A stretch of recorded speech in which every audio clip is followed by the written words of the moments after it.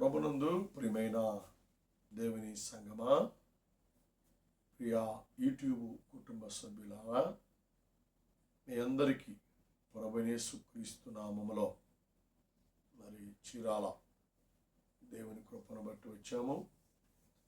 మరి హిమాచల్ నుండి చీరాల రావడానికి మా ప్రయాణమంతటిలో దేవుడు తోడుగా ఉండి క్షేమముగా దేవుడు నడిపించాడు. మరి ఈరోజు ఈ పురాతన కాలంలో మళ్ళా మీకు దేవుని వాక్యాన్ని అందించడానికి దేవుడిచ్చిన భారాన్ని బట్టి, దేవుడిచ్చినటువంటి ప్రేరేపణ బట్టి మరొకసారి ప్రభువైన యేసుక్రీస్తు నామములో వందనాలు చెల్లిస్తున్నాను. పిల్లరా, బాగున్నారా?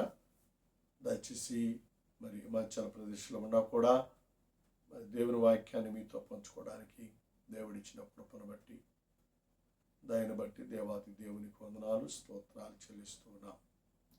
నిజంగా మరి దేవుని మహాకృపలో మళ్ళా చీరాలు రావడానికి మరి స్థానిక సంఘంలో మరి బిడ్డలతో ఆత్మీయులతో కలిసి మరి ఉండడానికి దేవుడిచ్చిన కృపను బట్టి, ధన్యతను బట్టి దేవాది దేవునికి వందనాలు, స్తోత్రాలు చెల్లిస్తామన్నాను.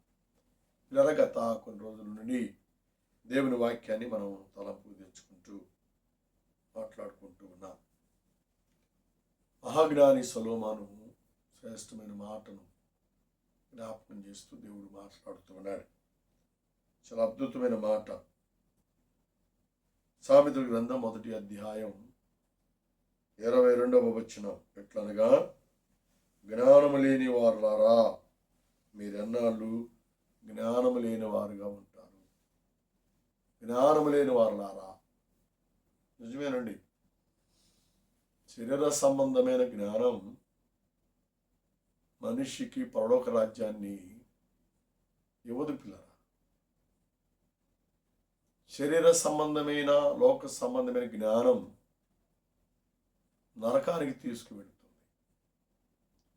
కాబట్టి అలాంటి పరిస్థితుల్లో మీరు ఉండకూడదు. ఎవరు కూడా అలాంటి జీవితాన్ని జీవించకూడదనే ఉద్దేశంతోనే దేవుని దగ్గర ఏం కావాలని దేవుడు అడిగితే, నీ ప్రజలను పరిపాలించుటానికి నాకు తగిన జ్ఞానమును దయచే అని జ్ఞానాన్ని దేవుని దగ్గర పొందినటువంటి సొలొమోను రాస్తున్నటువంటి చాలా శ్రేష్టమైన మాట పిల్లల. జ్ఞానము లేకుండా ప్రవర్తిస్తున్నారు. బైబిల్లో చక్కని మాట ఇదే సామెతలు అంటాడు, జ్ఞానము లేని స్త్రీ పంది ముక్కు పెట్టబడిన బంగారపు కమ్మి వంటిది. అంటే ఏంటి? జ్ఞానం లేకపోతే పంది ముక్కున పెట్టినటువంటి బంగారపు కమ్మి, పంది ముక్కున బంగారపు కమ్మి పెడితే ఏం చేస్తుందండి? జ్ఞానం లేదు కాబట్టి బురదలో పెట్టేస్తుంది, అశుభ్రమైనటువంటి స్థలాల్లో పెట్టేస్తుంది, మలినం చేసేస్తుంది. దాని యొక్క మెరుపు, దగదగలాడే బంగారం యొక్క కాంతిని మట్టిపాలు చేస్తుంది. అంటే జ్ఞానం లేని మనుషుడు అలాంటి వాడు.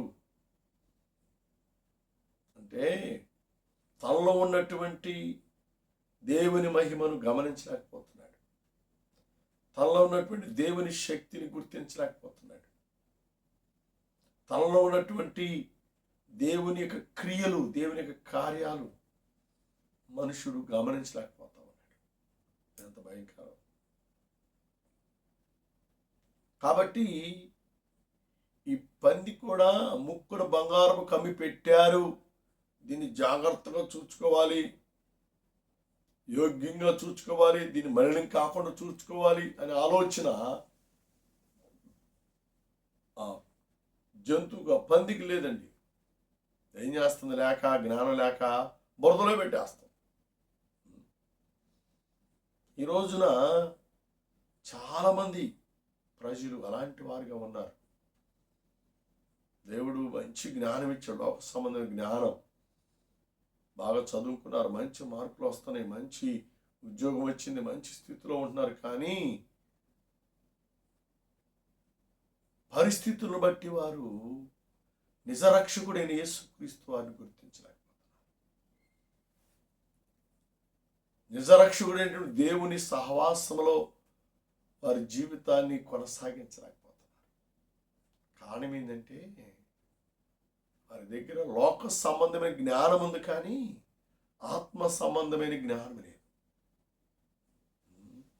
బైబిల్లో చాలా శ్రేష్టమైన మాట ఇదే సామెతలో అంటాడు, జ్ఞానవంతురాలు తన ఇల్లు కట్టుకుంటుంది. అర్థమైందా? జ్ఞానవంతురాలు ఇల్లు కట్టుకుంటుంది. జ్ఞానం లేని స్త్రీ ఇంటిని పెరిగి వేస్తుంది, పాడు చేస్తాం, తన జీవితాన్ని పాడు చేసుకుంటుంది. అంత భయంకరమైన పరిస్థితులు అండి. నేను ఈ మధ్య వార్తల్లో విన్నాను, భార్యాభర్తలు ఇద్దరికి పెళ్ళైంది, భార్యాభర్తలు అయ్యారు, మనకి ఇద్దరు పిల్లలు ఉన్నారు. ఈలోపు ఏమైందో కానీ ఆమెకి మైండ్ సరిలేక భర్తను చంపడానికి ప్లాన్ వేసింది. అంటే మైండ్ సరిలేక ఏం కాదు, కానీ ఆమె ఇంకొక అతనితో పరిచయం పెట్టుకుంది. భర్తకి తెలిసింది, మాయ్ ఏంటి మంచి పనికి మన అలవాటు, పాడలవాటు మానేయి, ఇది పద్ధతి కాదు, మన ఇద్దరు పిల్లలు ఉన్నారు, మనం జీవించవలసిన జీవితం చాలా ఉంది, ఇలాంటి వద్దమ్మని ఎన్నిసార్లు మందలించినా మీద భర్త మీద కసి పెంచుకుందే కానీ ప్రేమను పెంచుకోవాలి. పరిచయం ఉన్నటువంటి ఆ వ్యక్తితో కలిసి ఇద్దరు కలిసి సుమారు 10-15 లక్షలు సుపారీ ఇచ్చి భర్తను చంపడానికి ప్లాన్ చేసింది. తనకి చంపడానికి ప్లాన్ చేసింది. భర్త యొక్క కదలికలన్నీ కూడా పిన్ను టు పిన్ను చెప్తా ఉంది. కానీ వచ్చారు, కానీ పాపం 10 మంది 7 వచ్చారు, అనేది ఫ్లాప్ అయిపోయి దొరికిపోయి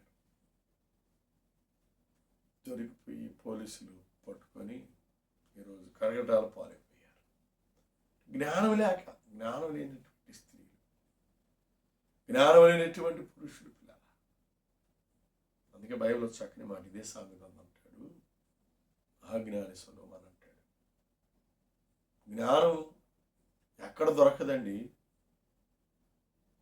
దేవుని వాక్య ప్రకారం ఏందో తెలుసా, యెహోవా యందలి భయభక్తులు కలిగి ఉండుటియే జ్ఞానమునకు మూలం.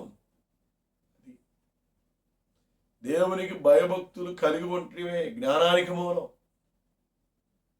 దేవుని దగ్గర నువ్వు భయభక్తులు కలిగి ప్రార్థన చేసుకుంటూ, వాక్యం చదువుకుంటూ, దేవుని సహవాసంలో నువ్వు ఉండగలిగినట్లయితే జ్ఞానం దేవుడిస్తాడు.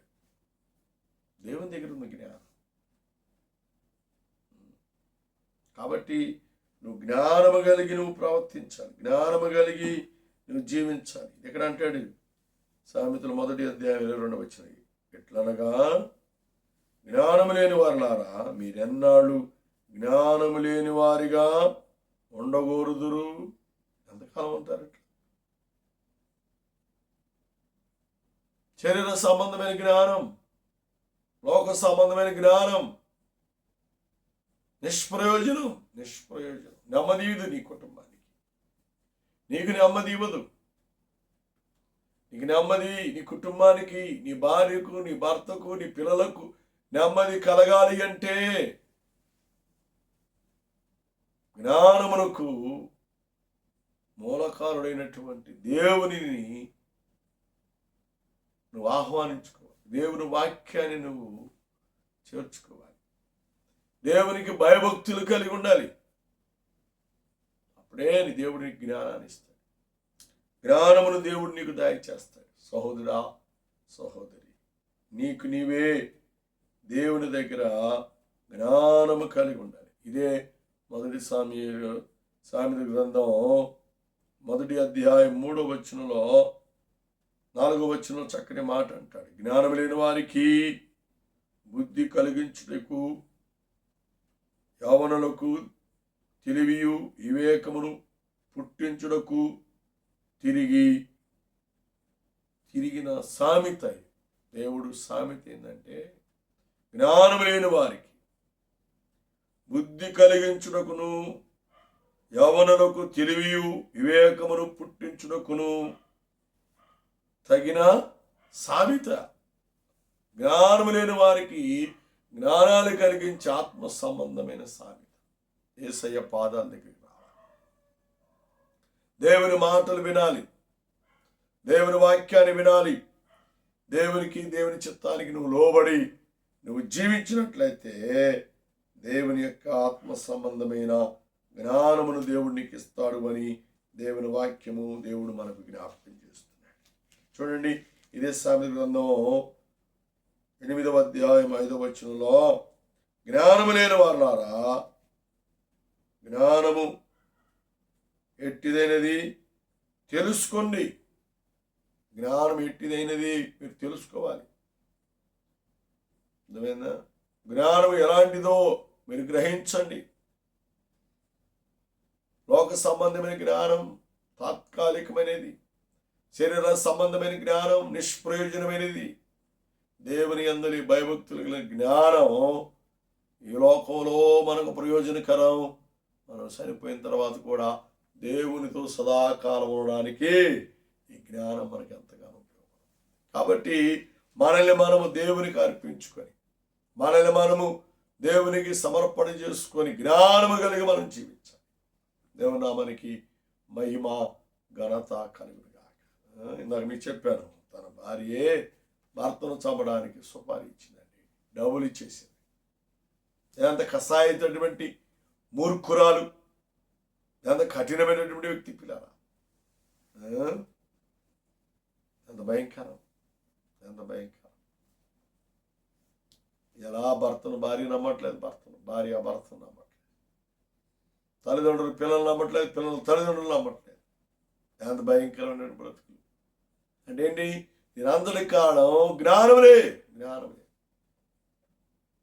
జ్ఞానము లేని స్త్రీ పంది ముక్కు మీద పెట్టబడిన బంగారపు కమ్మి వంటి. 3 రాలు జ్ఞానము లేనటువంటి స్త్రీ తన ఇంటిని పెరికి వేసుకుంటుంది.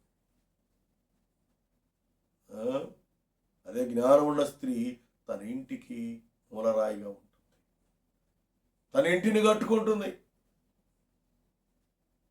భర్త కోపం వస్తే భర్తను సముదాయించుకుంటుంది, బిడ్డల కోపం వస్తే బిడ్డలను సముదాయించుకుంటుంది, తల్లిదండ్రులకు కోపం వస్తే తల్లిదండ్రులు సముదాయించుకుంటుంది, అత్తమామలు కోపం వస్తే అత్తమామలు సముదాయించుకుంటుంది, తోబుట్టు వారి కోపం వస్తే వారిని ఎంత జ్ఞానం అండి, ఎంత జ్ఞానం.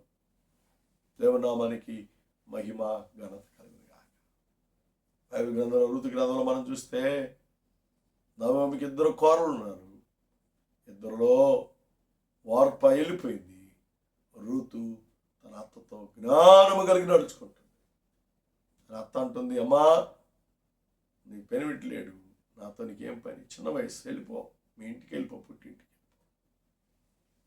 రూతు అంటుంది, నువ్వు ఎక్కడ ఉంటే నేను అక్కడ ఉంటా, నువ్వేం తింటే అది నేను తింటాను, నువ్వు పస్తుంటావా నేను పస్తుంటాను. ఎంత జ్ఞానం అండి!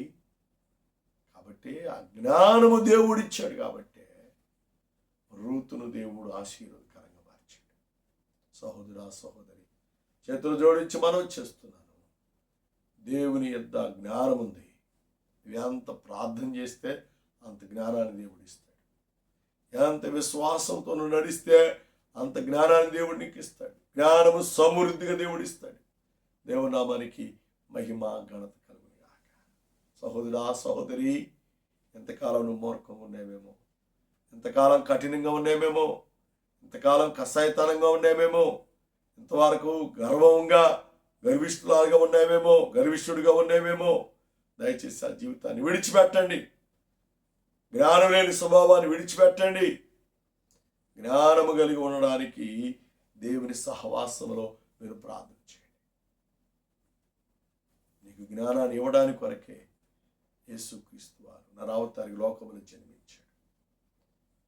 ఆయన నీ కొరకు నీ జ్ఞానాన్ని ప్రసాదించిన నిమిత్తమే నీలో మూర్ఖత్వం, నీలో ఉన్నటువంటి లెక్కలేని స్వభావం, నీలో తిరస్కరించే మనస్సును, అహంకార మనస్సును ఏమండి అవన్నీ తీసివే నిమిత్తమే యేసయ్య కొరడా దెబ్బలు తిన్నాడు. ఆయన రక్తమును చిందించాడు. అప్పుడే నీకు జ్ఞానం వస్తుంది. అర్థమైందా?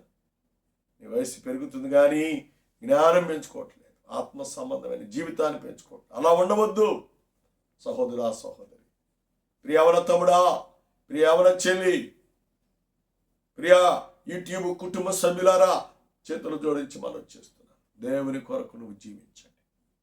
దేవునిలో ఆత్మ సంబంధమైన జీవితాన్ని కలిగి ఉండటానికి మీరు తీర్మానం చేసుకుంటే ఆయన పొందిన దెబ్బల ద్వారా నీకు స్వస్థత కలుగుతుంది.